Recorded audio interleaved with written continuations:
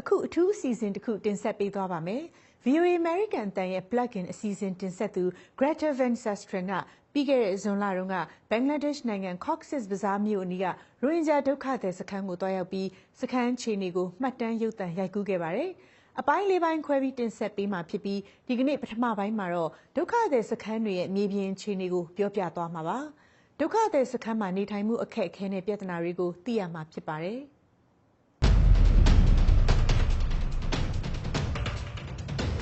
It's the unthinkable. Nearly 1 million Rohingya refugees have been driven out of their homes and villages in Myanmar into neighboring Bangladesh.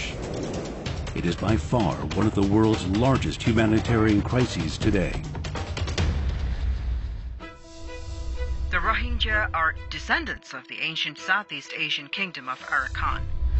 Its borders face the Bay of Bengal to its west, the Indian subcontinent to its north, and Burma proper to its east, isolated by the Arakan Mountains and accessible primarily by sea. In the 8th century, Muslim traders brought Islam to Arakan, where the religion spread. In the 18th century, Arakan was conquered by the neighboring Burmese people. Until recently, the descendants of the Arakan, now known as the Rohingya, lived isolated from the majority Buddhist population in what is now called the Rakhine state of Myanmar. But Myanmar denied Rohingya the right to citizenship, their basic rights to study, work, or access to health services were severely restricted. Beginning in 2012, Western leaders started to take notice. In Rakhine State, we see the danger of continued tensions there. Then, in August 2017, tensions between the Rohingya and the Burmese boiled over. Rohingya rebels attacked Myanmar security forces. The military quickly counterattacked. The violence against civilians has forced more than 500,000 people to flee for their lives. Hundreds have been killed. At least 200 villages have been burned to the ground. The word is genocide. We must shine a spotlight on these accounts of ethnic cleansing. This is the story behind the catastrophic humanitarian crisis affecting Southeast Asia and the story of the people trying to help the Rohingya.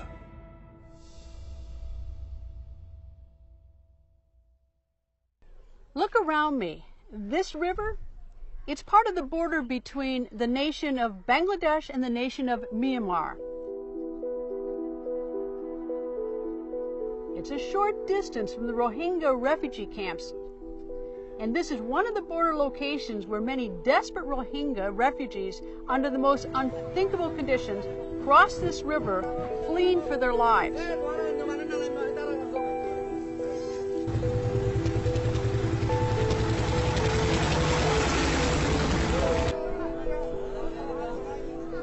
There are about 1 million Rohingyas here in Bangladesh. They're living in very tough conditions with very uncertain futures. Not every Rohingya was able to escape to Bangladesh. Many, numbers unknown, were murdered, slaughtered.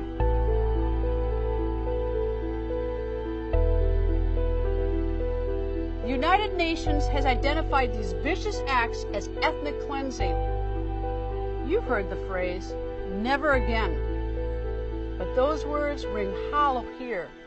It has happened again to the Rohingyas.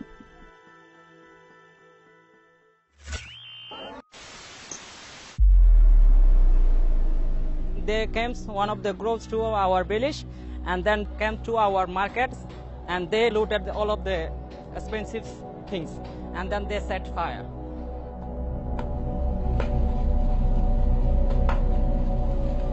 Also they come into our village and shooting the everywhere, just firing like shooting the like this on fire. No meet, no discuss, no question, just shooting. When Mohib Bullah's village was attacked, he traveled for 8 days to reach safety.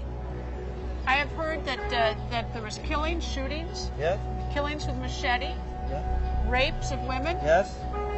Do you know anybody who was killed by machete, shot, or raped? Yeah, a lot of people we know. When they burned in our villages and the market, that time I saw with my own eyes. Did you see anyone killed with your own eyes? Yes. One of my villagers also killed on their way. Running and got shot? Yeah. Kasim was a school teacher in his home village where he can trace his family history back at least 4 generations.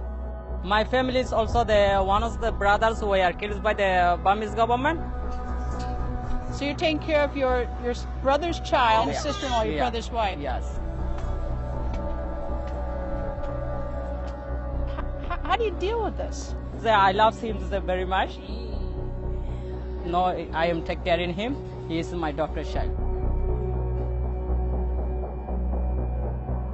Why do you think that the Myanmar military did this? The government trying the whole country to be Buddhist. So this is a religious dispute? Religious. It is the religious thing. They're trying to be Buddhist country. All will be Buddhist. I heard several stories like this, claiming that the attacks were religiously motivated, Buddhist on Muslim, and calculated to drive out the Rohingya. No government confirms that story, but the Rohingya here believe it.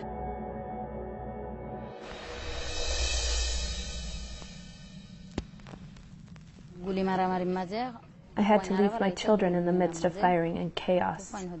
What could I do? So she was in her home when the military of Myanmar showed up. Is that right? Yes, that's right. What happened to the village? The village was burned. As the houses were set on fire, a lot of the people could not get out. Some were hacked to death, or their bodies were lit on fire. Little children were thrown away violently.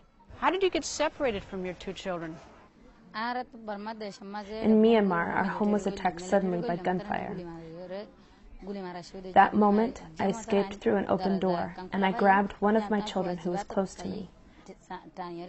Soon I saw my whole house was on fire. I do not know what happened to the others. There was no way to know who was shot or who was butchered. I could not find out. I just can't even imagine how hard this is. I almost don't know what to say to you. I'm at a loss for words. My son was 5. My daughter 7. What's her name, in case anyone is watching? Shahida. And what is your son's name? Mahmoud Hassan.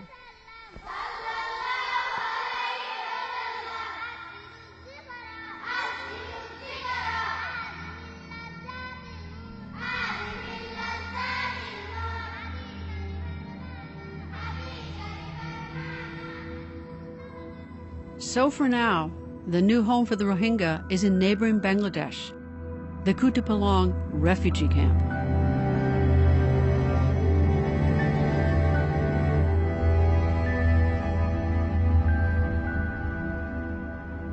What was once a lush forest is now a sprawling slum that reaches out for miles. I had no idea how big it was going to be, so seeing just how huge the camp was, just on and on and on with all of the people, that was kind of my first impression, was just the huge scope of it. Like, I'd heard about it, you see the statistics, you see the numbers, but to be here in person and seeing how extensive it is, that's something completely different. Like, once you get in, besides just looking at the physical stuff, looking at like the people, the feel of the camp when I walk through it, there's just this sense of a lot of people that are just kind of surviving, not really living, just kind of getting by day to day.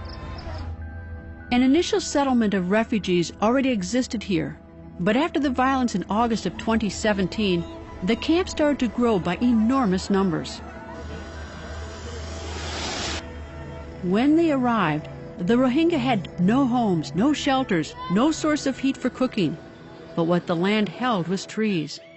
And one by one, they were cut down. The trees that held the hillsides became campfires and shelters that now stretch to the horizon. Kaylin Briggs is an American who has worked in 5 countries in the last 5 years.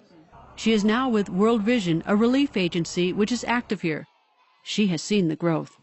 When we had this massive population influx last August, we had to expand the area where those people were living. So what we're in now is called the expansion camp. So it's basically a much larger camp that's built sort of around the original site.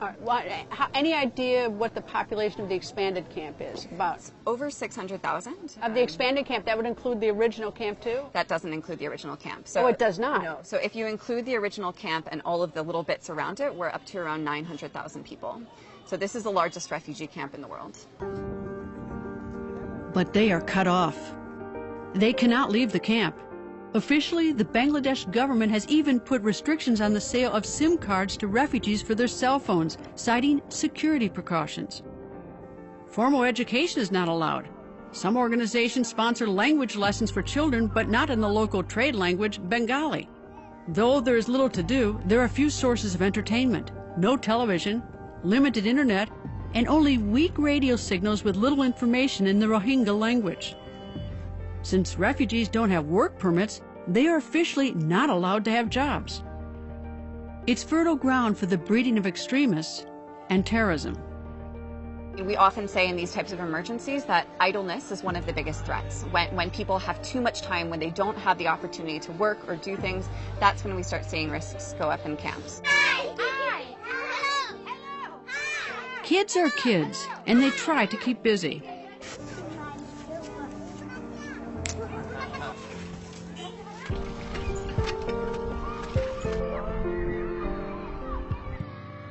And while the Rohingya may not be able to fill proper jobs, it doesn't stop them from working.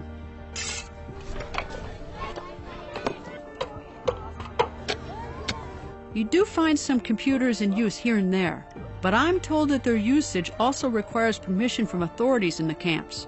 So no work, no schooling, no movement, not much of a life. No one, not governments, not relief workers, and least of all the Rohingya themselves, knows how long they will be here and when or if they will ever be able to return home. And there's more. Another pressing, potentially disastrous enemy has come to the Rohingya.